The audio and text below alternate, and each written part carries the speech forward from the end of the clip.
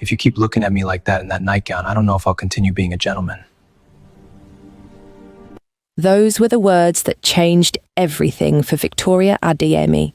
The words that turned her perfectly planned college life into something she never saw coming. But that moment didn't happen on her first night at the Kang mansion. It happened after weeks of stolen glances and tension so thick she could barely breathe. After she realised staying at Beverly's house every weekend was about more than just tutoring her best friend. The day Beverly dragged her through the front door, everything Victoria thought she knew about safe choices went out the window. "Brother, come meet my friend."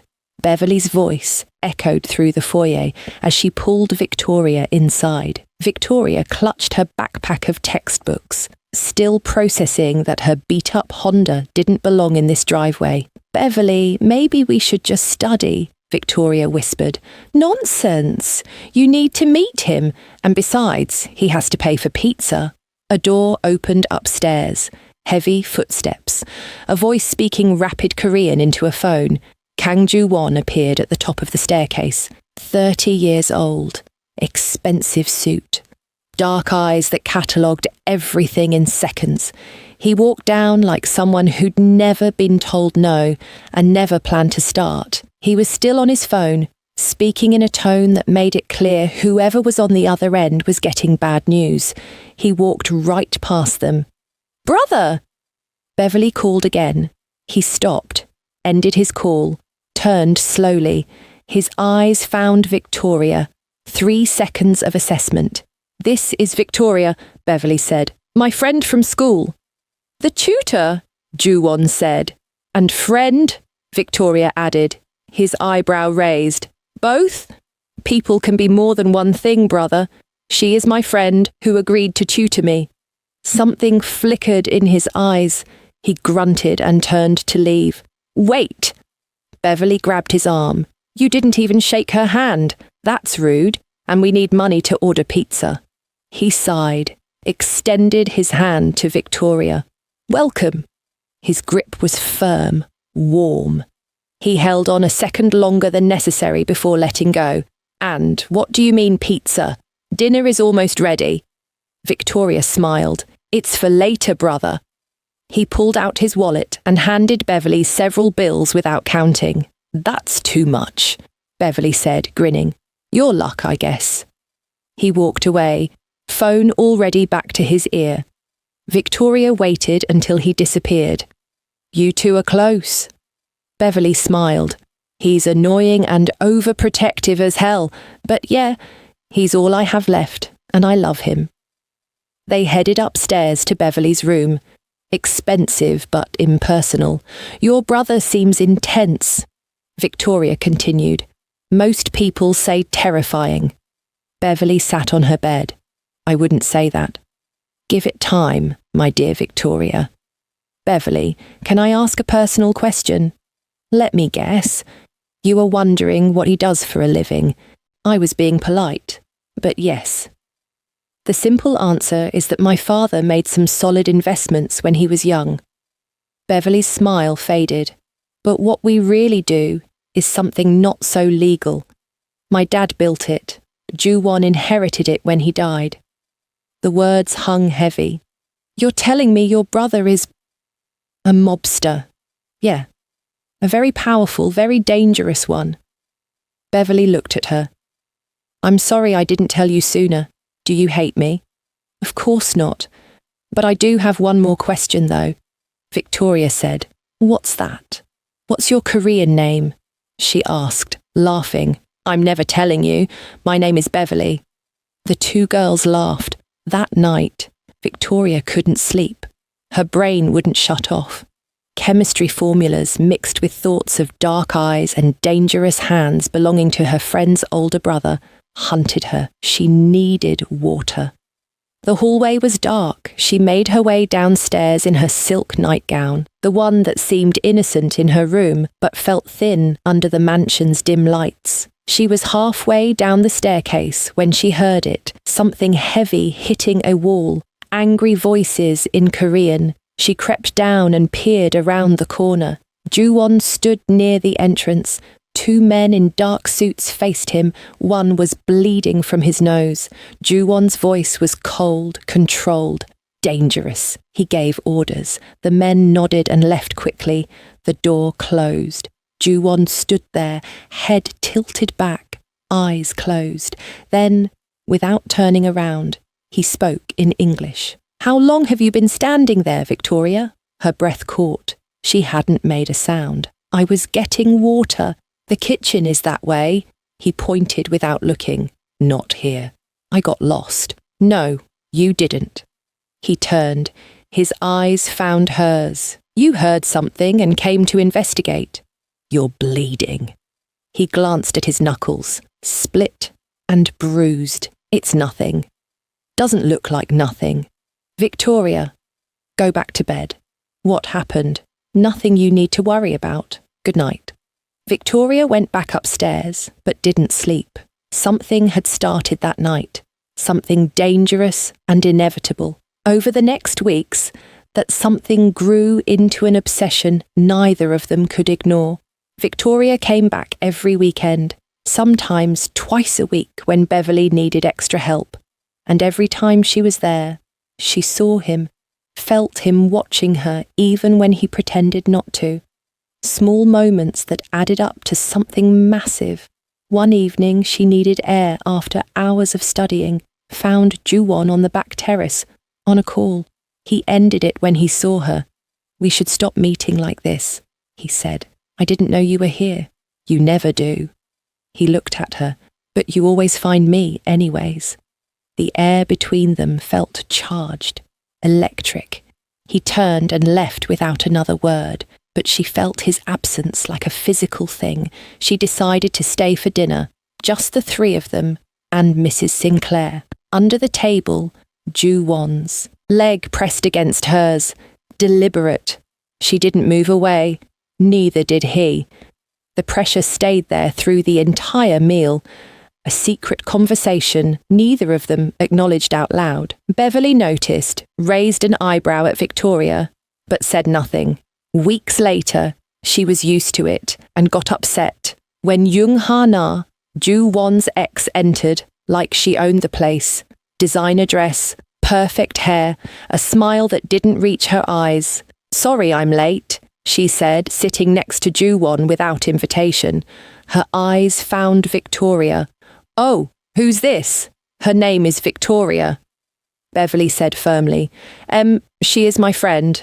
"Of course. Where are you from?" "Nigeria," she answered. "How wonderful. And you're here on scholarship?" "Full academic," Beverly added. "Victoria is brilliant." "How admirable." Hana's smile sharpened. "What are you studying exactly?" "Biochemistry. Pre-med." "Impressive. And after graduation, surely you'll return home." "I plan to do my residency here. Medical school." Ju-won looked up from his food, actually paying attention now. "What specialty?" he asked. "Pediatric oncology." "Why?" "Because kids with cancer deserve doctors who give a damn." Something shifted in his expression. Respect, admiration, something deeper. Hana jumped in. "How noble, though the debt must be crushing." "I'll manage." Hana turned to Ju-won, switching to Korean, speaking rapidly, possessively. "English," Ju-won said firmly, his tone cutting. "We have a guest." Hana's smile tightened. "Of course. I apologize. Victoria." Hana kept talking about some soul partnership, about their families, about shared history, but Ju-won's attention was on Victoria. Only Victoria. Hana was still talking, but he didn't hear a thing. It wasn't until she touched his arm that he heard what she said. "I have calls to make. Excuse me." Ju-won said flatly, pulling his arm away without looking at her. Beverly stood. "Vi, let's go back upstairs." As they left, Hana's eyes narrowed, watching Ju-won watch Victoria leave, understanding something she didn't want to understand. Upstairs, Beverly closed her door. "Don't be fooled by her smiles. She is a bitch." "I noticed." Beverly studied her face. My brother was interested in what you had to say. Not to mention, he couldn't take his eyes off you. You really like him, don't you? I barely know him. That's not what I asked. Victoria sighed. Yes, I really like him. Then good luck, because he's impossible, and stubborn, and emotionally unavailable. Beverly smiled. But I think you might be exactly what he needs. But the tension didn't stop there. It built and built until Victoria thought she'd go insane from it. Then came the night everything changed. Beverly had fallen asleep early, exhausted from studying. Victoria couldn't sleep. Again, she went downstairs for water. But this time, Ju-won was waiting in the kitchen. He leaned against the counter, still dressed, in his suit minus the jacket. Tie loosened, sleeves rolled up, a glass of whiskey in his hand. I knew you'd come down, he said. How? Because you always do, every time you stay here. 2 a.m. like clockwork. He took a sip. Insomnia? Something like that. Me too. She walked closer. What keeps you up? A lot of things. His eyes dragged down her nightgown, then back up slowly. Recently, you. Her breath hitched. Ju-won! Don't. He set his glass down carefully. Don't say my name like that. Like what? Like you want me to kiss you. Maybe I do. He moved fast, backed her against the counter, his hands on either side of her, caging her in. Close enough that she could smell his cologne, see the gold flecks in his dark eyes, feel the heat coming off his body. If you keep looking at me like that in that nightgown, I don't know if I'll continue being a gentleman. Maybe I don't want you to be. His control snapped. He kissed her, hard and desperate, and like he'd been holding back for weeks. His hands slid into her hair, tilting her head back. She grabbed his shirt, pulling him closer, eliminating any space between them.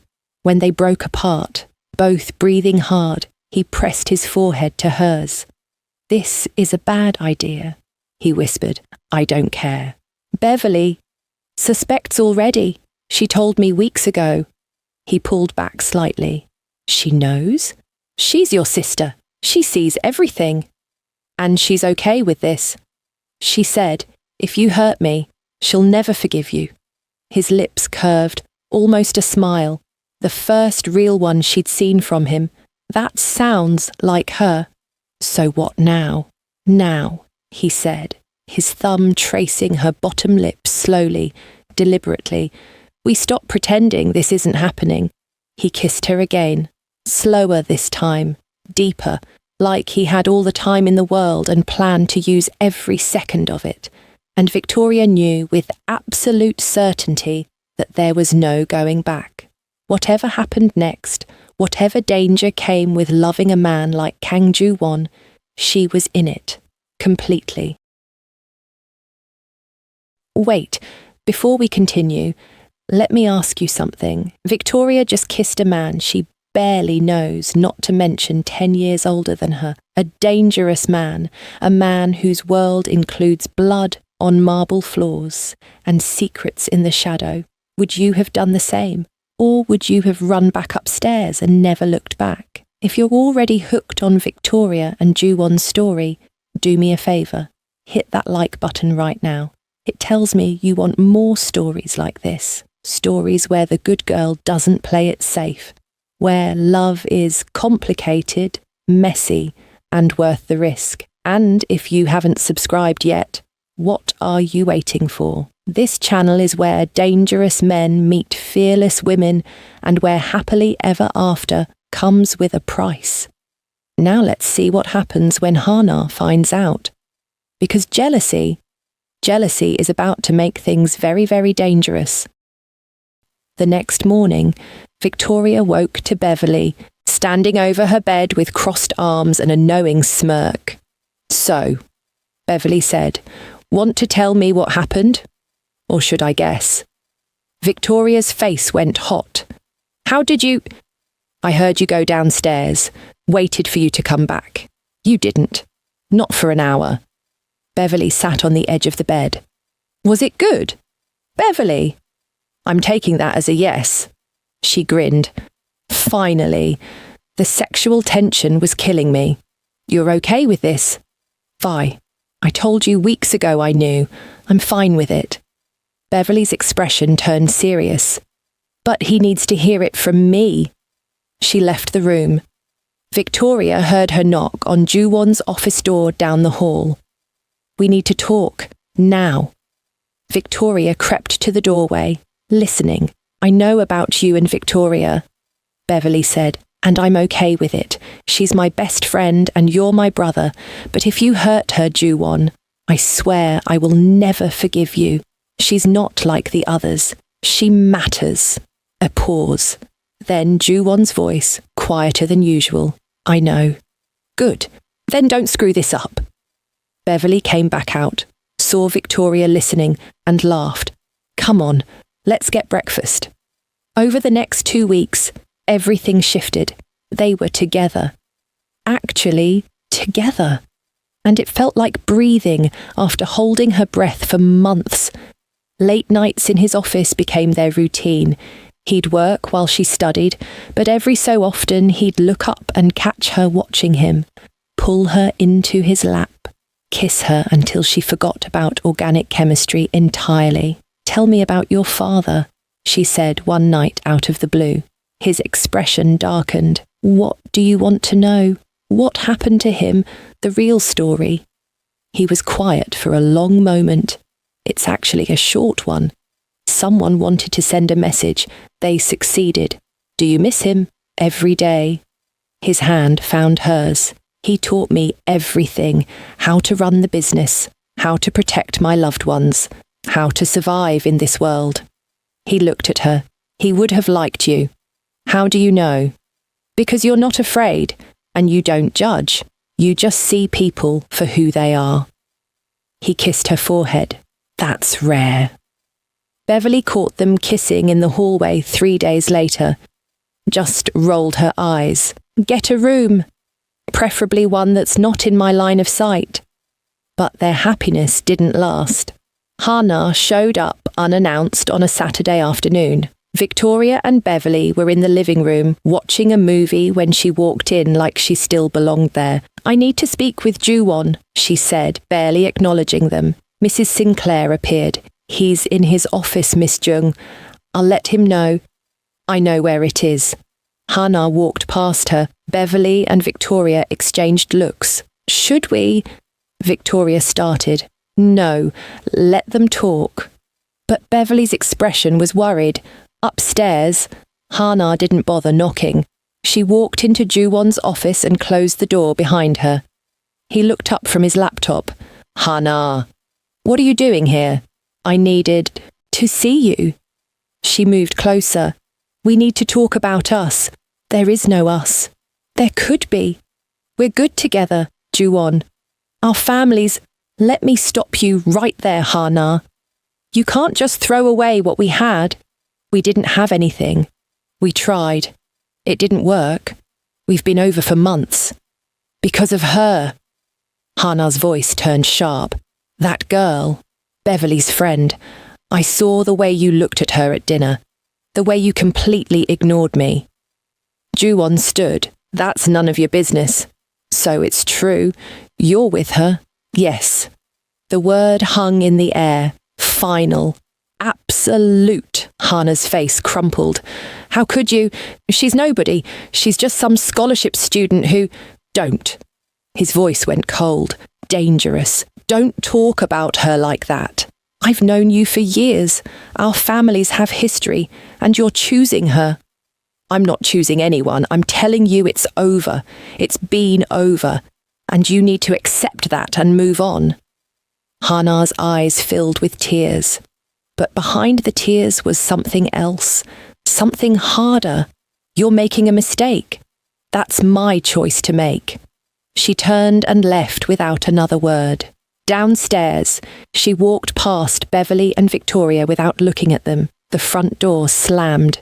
Beverly exhaled. Well, that's not good. Victoria's stomach twisted with unease. Do you think she'll cause problems? Probably, but Ju-won can handle it. But Hana wasn't handling it. She was falling apart. She drove straight from the mansion to a bar she knew she shouldn't be in, a place where dangerous men did dangerous business. Ivan Kozlov sat in the corner booth, exactly where she'd been told he'd be, tall, cold-eyed, with a reputation that made even other criminals nervous. "Miss Jung," he said in accented English, "I was told you wanted to meet." She sat across from him. "I need your help."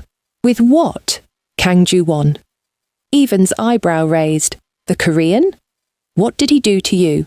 "He humiliated me, threw me aside for some nobody." Ivan smiled. It wasn't a nice smile. "Revenge. Everyone wants revenge. But why should I help you?"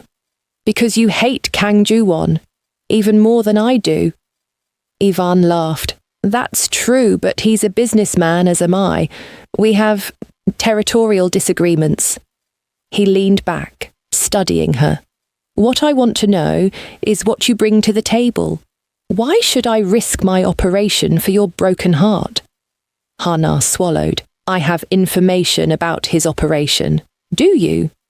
Ivan's eyes narrowed. "Or are you just a discarded girlfriend with access to nothing?" "Our families are close. I've been to his office. I've heard conversations." "Heard. Not recorded, not documented." Ivan shook his head. "Not good enough." "Then what do you want?" "Access." Ivan leaned forward now, interested. "That bastard controls territory in this city that cuts into my profits. His sister is his only family. Heard he had a new girlfriend too. If I had a way to get close to them..." Hana's stomach turned. "What are you saying?" "I'm saying leverage wins wars, not information, not revenge." Ivan studied her face carefully. "Can you deliver them to me?" "Deliver them?" "A place, a time, where my men can grab them without complications." He watched her reaction. "Can you do that? Or are you wasting my time?" Hana's hands shook. This was real. This was dangerous. I need to think about it." "You do that." Ivan stood, buttoning his coat.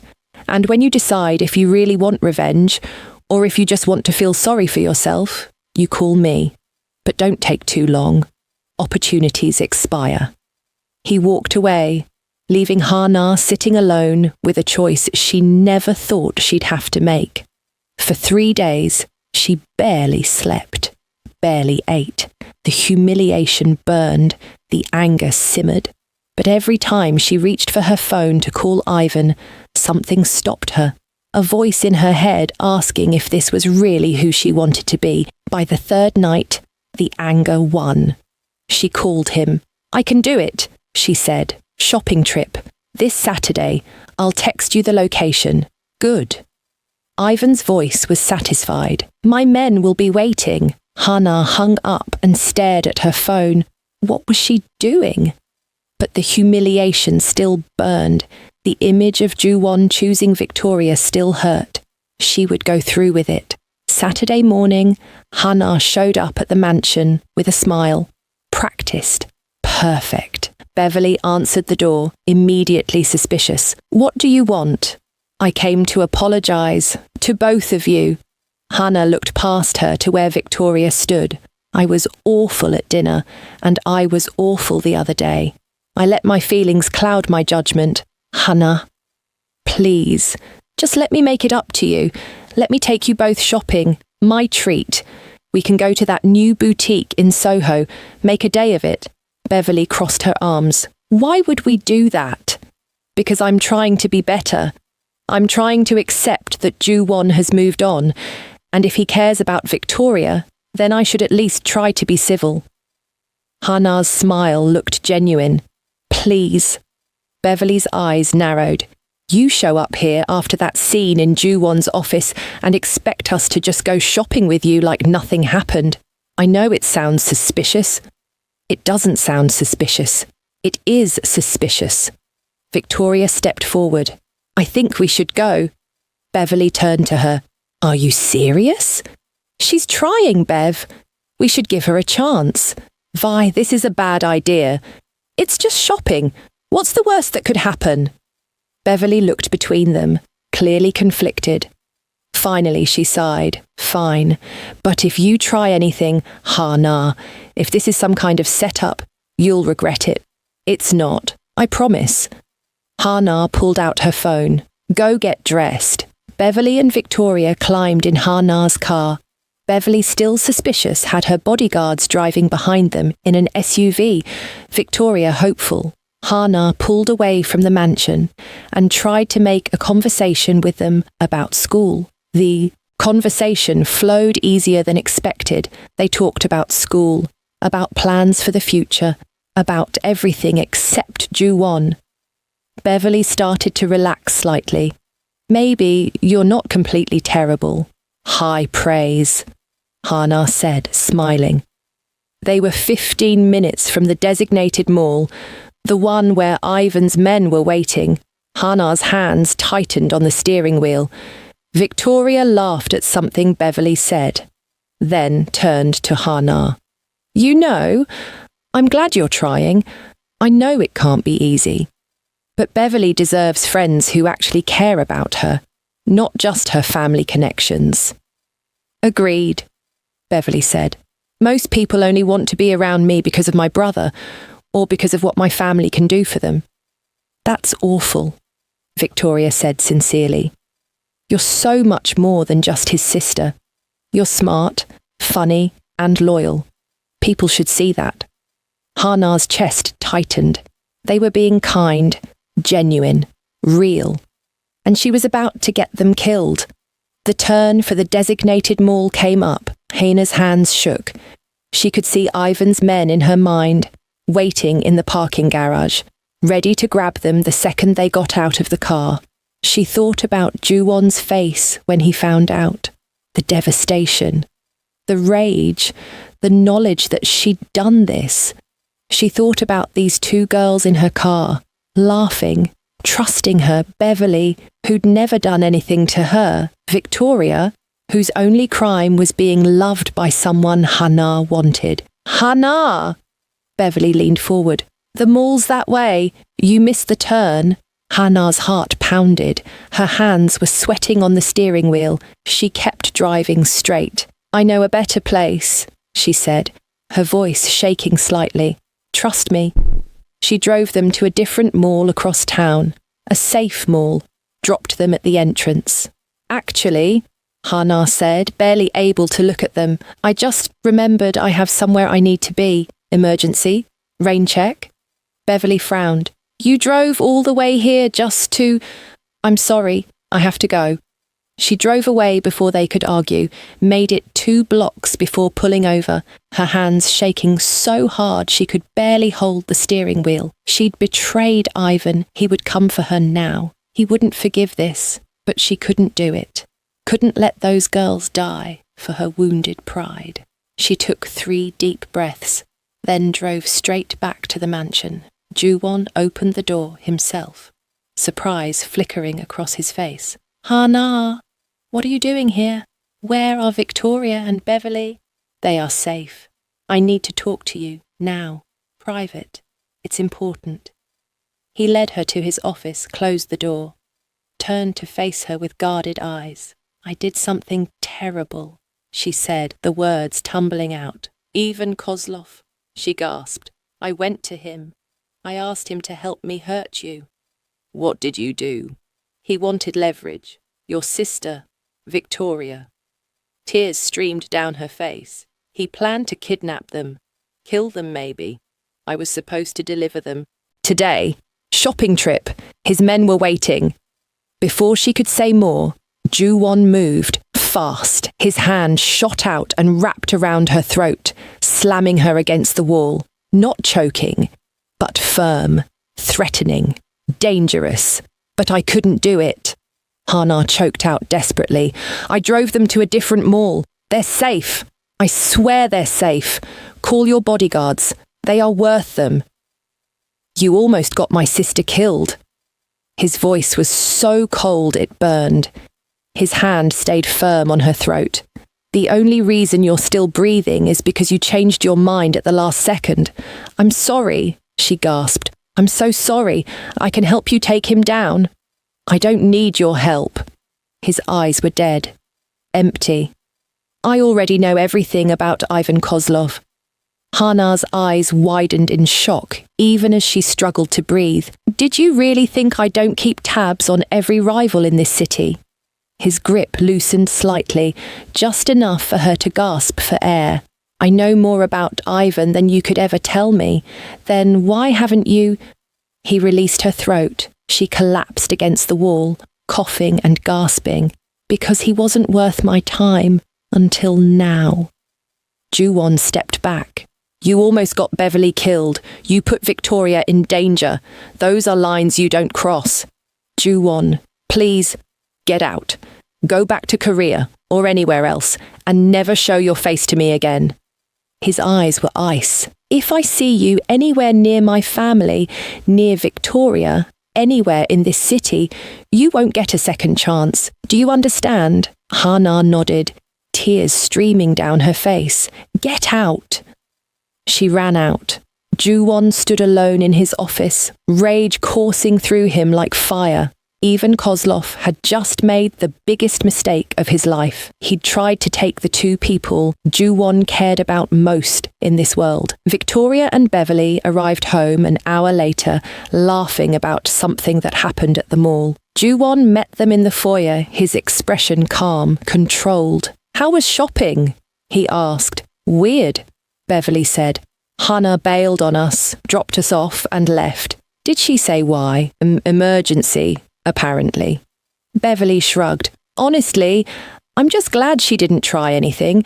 Vi was right. Maybe she really is trying to move on.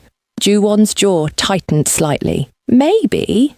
Victoria caught his eye. Something was off. She could feel it. But before she could ask, Beverly was already heading upstairs. I have a paper due tomorrow. Vi, want to help? Sure.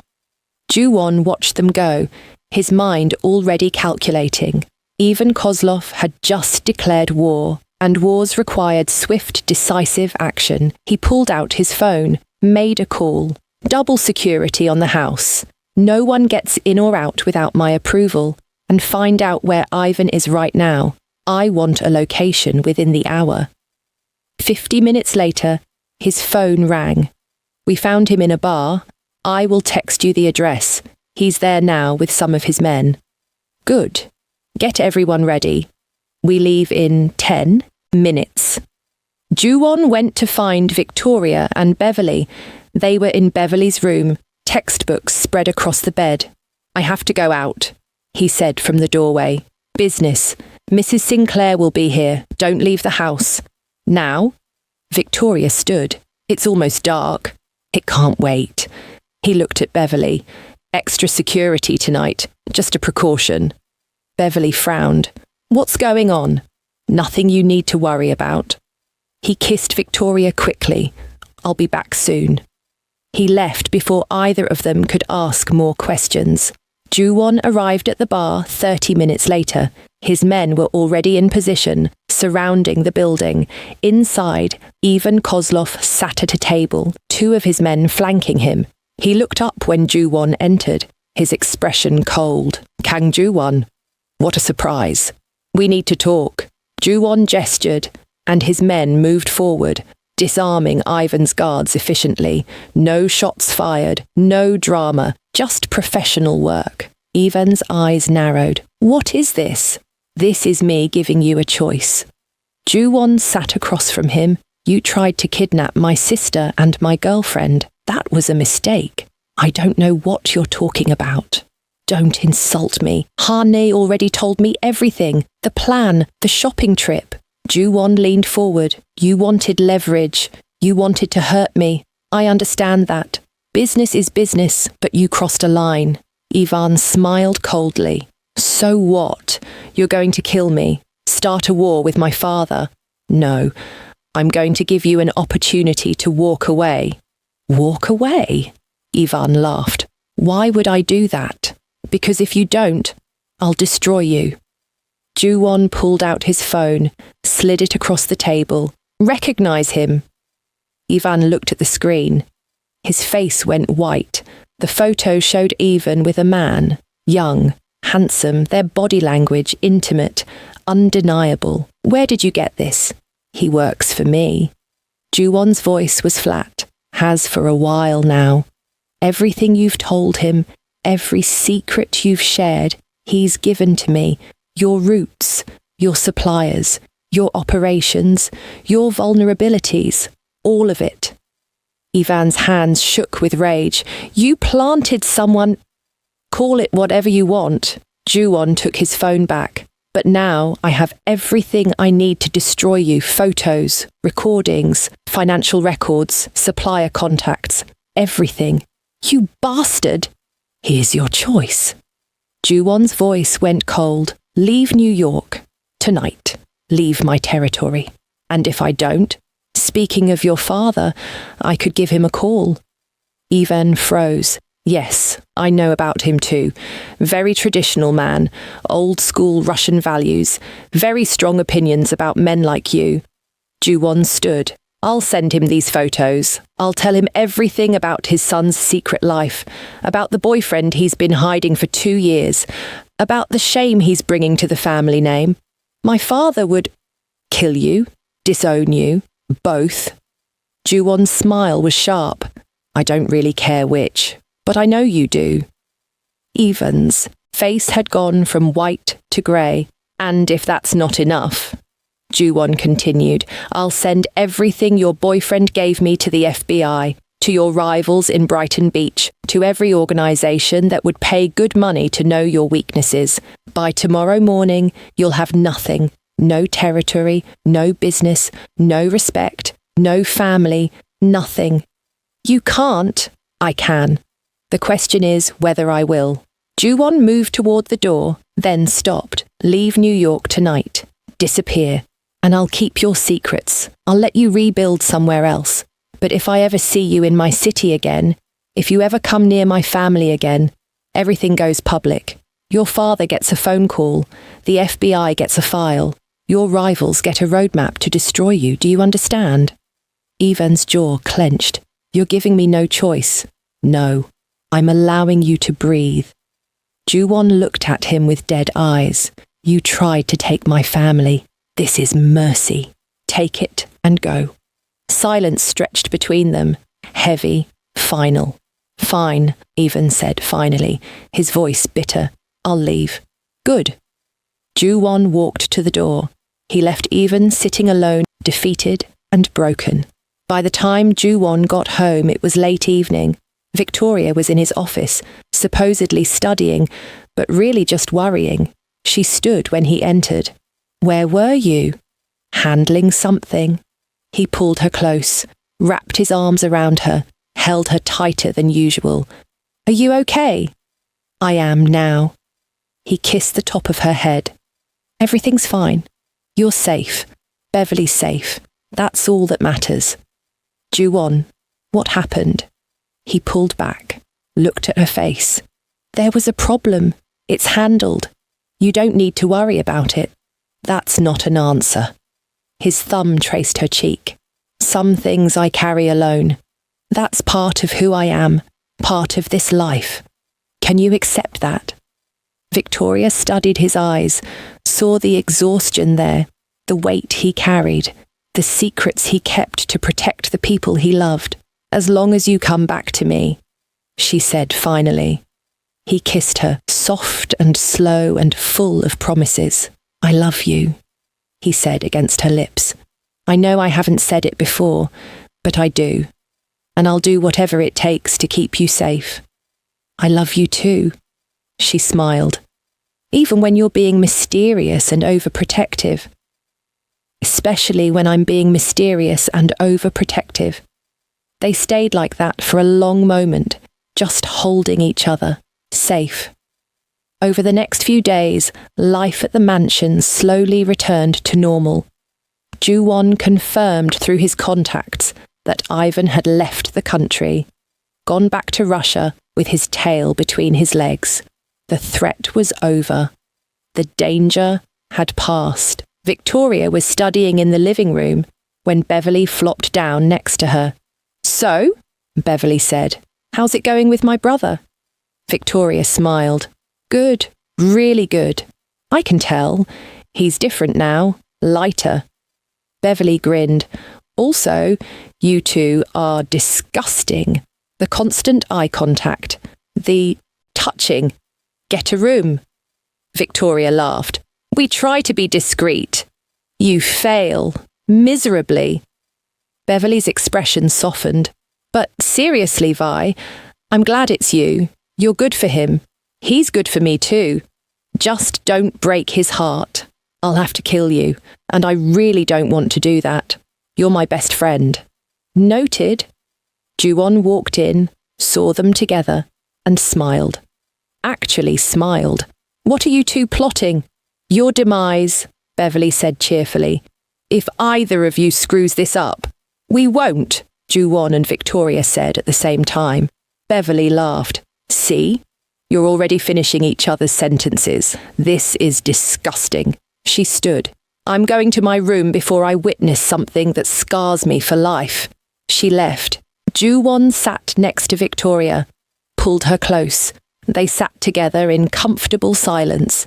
Victoria thought about her life 6 months ago, studying, stressing about grades, living in her safe, predictable world. Then she'd met Beverly. Then she'd met Ju-won, and everything had changed. She'd fallen in love with a dangerous man, had stepped into a world of secrets and violence and risk, should have been terrified, should have run. But sitting here in his arms, in this house, with Beverly upstairs and Mrs. Sinclair in the kitchen and guards outside keeping them safe, Victoria realised something. This was home. Not because of the mansion or the money or the security, but because of them. Beverly, who'd become her sister in everything but blood. Ju-won, who'd shown her that love could exist even in darkness, that safety could be found in the most unexpected places. "What are you thinking about?" Ju-won asked. "That I'm exactly where I'm supposed to be." He kissed her temple. The door burst open.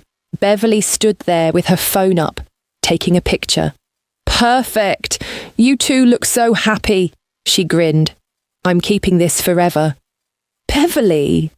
Victoria laughed. "What?" "I need evidence for when I tell this story at your wedding." "We're not," Victoria started. "Yet," Beverly finished. "You're not getting married yet, but you will. I'm calling it now." Ju-won just smiled. Didn't deny it, didn't confirm it, just held Victoria closer. Beverly clapped her hands together, her eyes bright with joy. "See, he's not even denying it. This is happening." She ran off, probably to text someone about her prediction. Victoria looked up at Ju-won. "Wedding?" "Someday," he said. "You are very confident in yourself, mister." "I know." His eyes were warm, soft in a way she'd never seen before, and Victoria knew he meant it, knew that whatever came next, whatever dangers or complications or challenges, they'd face them together. Her, Ju-won, and Beverly. A family built not from blood or obligation, but from choice, from love. She kissed him, and for the first time since this whole crazy thing started, Victoria felt completely, perfectly at peace. This was home. This was family. This was everything she never knew she needed. And she was never letting it go. The end. Ever been betrayed by someone you thought you could trust? Hana almost destroyed everything because jealousy turned her into someone she didn't recognize. But redemption is possible when you choose what's right, even when it's hard. If this story reminded you that love is worth fighting for and that second chances matter, hit that subscribe button. Comment redemption if you think Hana deserved forgiveness, or exile if Ju-won was right to banish her forever, and turn on notifications because the next story, someone doesn't get a second chance. Subscribe now so you don't miss it.